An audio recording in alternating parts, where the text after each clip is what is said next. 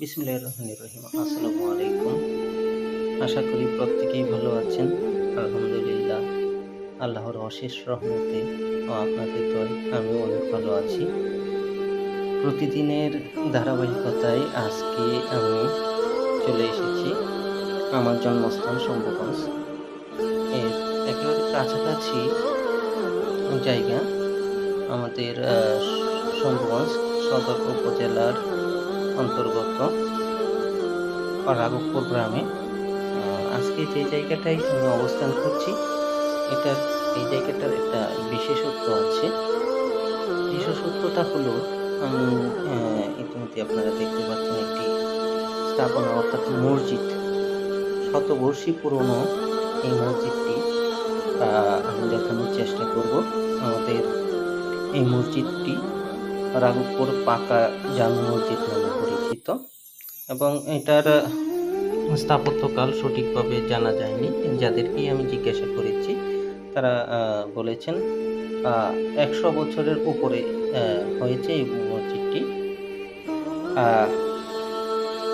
এখন কিছু নতুন করে আধুনিকতার ছোঁয়া এই মসজিদে পড়েছে, আপনারা লক্ষ্য করতে পারছেন। কিন্তু আসলে যে ভিত্তিপ্রস্তরটি আছে এটি ঠিক রেখেই এটার উপরে নতুনত্বের কিছু ছাপ পড়েছে। আপনারা লক্ষ্য করতে পারছেন যে 4টি মিনার দাঁড়ানো আছে এবং উপরে ছোট ছোট মিনার দেখা যাচ্ছে। আর সামনে একটা ঈদগাহর মতো আছে দেখা যাচ্ছে, এখানে ঈদের জামাত পড়া হয়।